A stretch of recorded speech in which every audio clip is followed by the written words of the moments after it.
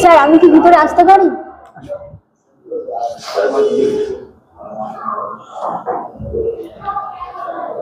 নমস্কার স্যার। বসুন। ধন্যবাদ স্যার। স্যার আমার নাম তনুশ্রী মন্ডল। আপনার সম্পর্কে কিছু বলুন। স্যার আমি 2016 সালে মাধ্যমিক পাশ করেছি এবং 2018 সালে উচ্চ মাধ্যমিক পাশ করেছি এবং 2018-19 শিক্ষাবর্ষে আমি আমার ডিএলএড সম্পন্ন করেছি এবং তারপর 2024 সালে আমি আমার স্নাতক সম্পন্ন করেছি। আমি দক্ষিণ চব্বিশ পরগনা জেলার অন্তর্গত মংরাত থানার জলধাপা গ্রাম থেকে এসেছি। কোন সাবজেক্টে আপনি স্নাতক করেছেন? আমি স্নাতক করেছি ইংরেজি সাবজেক্ট নিয়ে। তনুশ্রী, টাইটেল কি? মন্ডল। তনুশ্রী মন্ডল। আচ্ছা, কোন জেলা থেকে আসছেন আপনি বললেন? আমি দক্ষিণ চব্বিশ পরগনা জেলার। দক্ষিণ চব্বিশ পরগনার স্পেশালিটি কি আছে? দক্ষিণ চব্বিশ পরগনা জেলাতে আমাদের সুন্দরবনী রয়্যাল বেঙ্গল বাঘ আছে এবং এছাড়া এখানে মৎস্য বন্দর রয়েছে, শঙ্করপুর এবং ডায়মন্ড হারবার। আচ্ছা, পাখিরালয় রয়েছে আর এবং সুন্দর এখানে গঙ্গাসাগর মেলা হয় কাকদ্বীপে। তারপর আমাদের জেলার হচ্ছে কি ভৌগোলিক অবস্থান উত্তরে উত্তর চব্বিশ পরগনা। আচ্ছা, দক্ষিণ চব্বিশ পরগনার একটা খুব ইম্পর্টেন্ট জিনিস যেটা আমরা জানি ওয়ার্ল্ড হেরিটেজ সাইট হিসাবে, তার নাম কি জানা আছে? সুন্দরবন। সুন্দরবন কত সালে ওয়ার্ল্ড হেরিটেজের মধ্যে? 1987 সালে।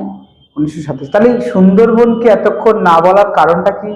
এতগুলো হেরিটেজ বা এত ইম্পর্টেন্ট জিনিসগুলো আপনি বললেন, কিন্তু সুন্দরবনটাকে বাদ দিলেন কেন?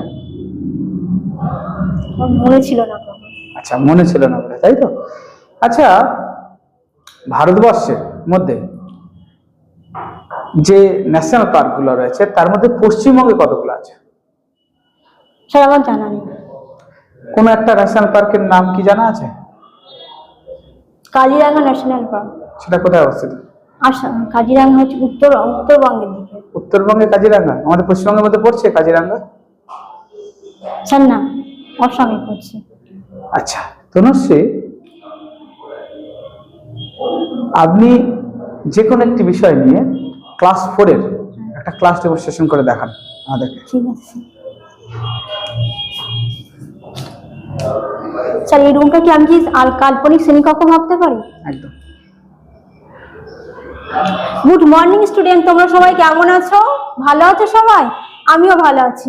আচ্ছা, আমরা এখন কোন ক্লাসে পড়ি? কি বলছো রহিম? চতুর্থ শ্রেণীতে। আজকে তারিখ কত কে বলতে পারবে দেখি? ঠিক বলেছো আকাশ, আজকে হলো জানুয়ারি মাসে 22 তারিখ আর 2026 সাল।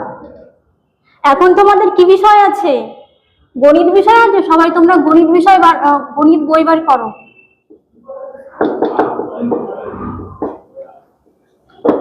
আচ্ছা, আগের দিনে আমরা তো গুণনীয়ক বা উৎপাদক সম্পর্কে পড়েছিলাম, তো আজকে আমরা ওইগুলোর সাহায্যে একটা মজার জিনিস পড়বো। আচ্ছা, আমি তার আগে তোমাদেরকে দুটো দলে ভাগ করে দিচ্ছি। তোমরা হলে এ দল আর তোমরা বি দল। আচ্ছা, এ দল থেকে একটা সংখ্যা বলো তো। কি বলছো আকাশ? 2। ঠিক বলেছো। আর বি দল থেকে একটা সংখ্যা বলো। 6। আচ্ছা ঠিক আছে। আচ্ছা, আমরা তো জানি উৎপাদক কি করে করতে হয়, করেছি। তাহলে বলো তো 2 এর উৎপাদক কি কি হবে? কি বলছো স্যার? 1 আর 2। হ্যাঁ ঠিক বলেছো, কারণ 2কে আমরা 1 দিয়ে ভাগ করতে পারি, আবার 2 দিয়েও ভাগ করতে পারি। আর 6 এর উৎপাদক কি কি বলো? কি বলছো রহিম? 1, 6, 2 আর 3। ঠিক বলেছো। তাহলে দেখো, যে সংখ্যা দুটো মাত্র উৎপাদক আছে তাদেরকে আমরা বলি মৌলিক সংখ্যা। তাহলে 2 কি সংখ্যা বললাম? মৌলিক সংখ্যা।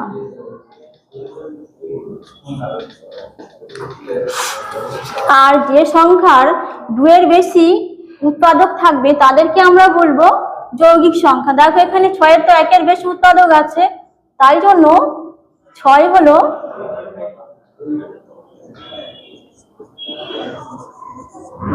তনুশ্রী। ঠিক আছে, বসুন এসে। আজ তবে এই পর্যন্ত থাক, পরের দিন আমরা পুরোটা করবো।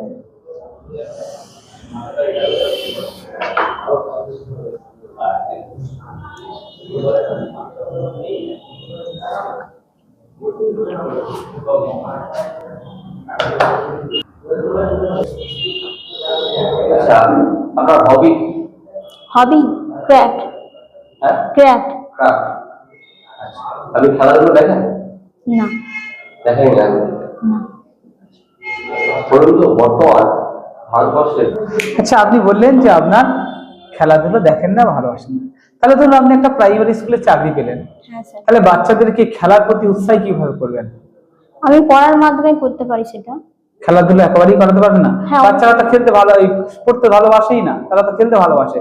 তাহলে আগে খেলিয়ে তারপরে তো তাকে পড়ার মধ্যে আনতে হবে। হ্যাঁ। আর যদি প্রথম থেকেই আপনি পড়াতেই চান, তাহলে ও তো পড়তে চাইবে না, স্কুলেও আসবে না। আমি সেটা খেলার মাধ্যমে পড়াতে পারি। তাহলে আপনার নিজের পছন্দ নয় খেলা, তাহলে আপনি কিভাবে শেখাবেন বাচ্চাদেরকে খেলা? খেলা আমি দেখি না ঠিক কথা, কিন্তু ভালো লাগে, কিছু কিছু খেলা ভালো লাগে। আচ্ছা, ঠিক আছে, আপনি আসুন। ধন্যবাদ স্যার। হ্যাঁ।